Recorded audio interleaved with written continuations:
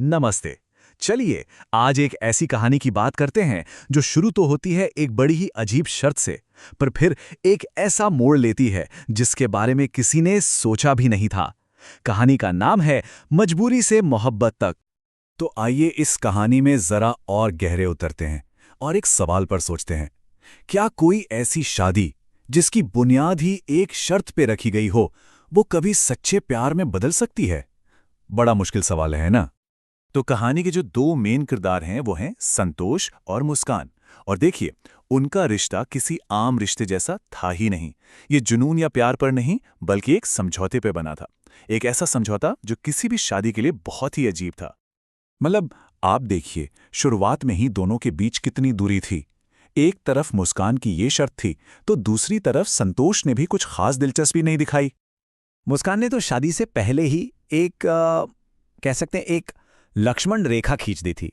उसने साफ साफ कहा, संतोष, हम शादी तो करेंगे, पर मेरी एक शर्त है, हम कभी एक बिस्तर पर नहीं सोएंगे। यही था उनके रिश्ते का सबसे पहला और सबसे बड़ा नियम। और संतोष का जवाब? उसे तो जैसे कोई फर्क ही नहीं पड़ा।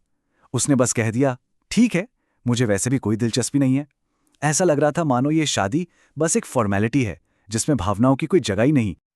लेकिन कहानी में ट्विस्ट तो आना ही था।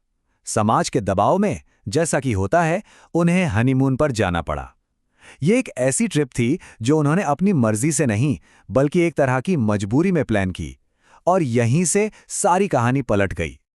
उनकी डेस्टिनेशन थी स्विट्जरलैंड। और यहाँ एक बहुत ही इंटरेस्टिंग डिटेल है।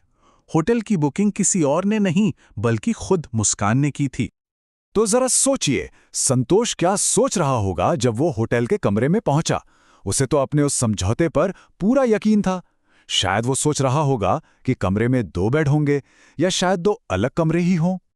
लेकिन जैसे ही दरवाजा खुला, सामने था सिर्फ एक बेड। जी हां, सिर्फ एक। मतलब ठीक वही सिचुएशन जिससे बचने के लिए ये पूरी शादी एक शर्त पर हुई थी। अब संतोष का तो गुस्सा होना बनता ही था। वो भड़क गया, ये क्या है मुस्कान? तुमने तो कहा था कि हम कभी एक बिस्तर पर नहीं सोएंगे। उसे लगा कि उसके साथ धोखा हुआ है, कि जो नियम था वो तोड़ा गया है। और मुस्कान का जवाब सुनिए। उसने बड़ी ही मासूमियत से कहा, मैंने तो सोचा था, पर होटल वालों ने दूसरा बेड दिया ही नहीं। अब हम क्या कर सकते हैं, ये तो मजबूरी है। ये शब्द मजबूरी, यहीं पर कहानी का सबसे बड़ा सस्पेंस है। क्या ये सच में एक मजबूरी थी या फिर एक प्लान? और बस यही मजबूरी वाली रात सब कुछ बदलने वाली थी। ये वो रात थी जब हालात ने दोनों को अपनी बनाई हुई दीवारों को तोड़ने पर मजबूर कर दिया। तो हुआ ये कि एक के बाद एक चीजें होने लगीं।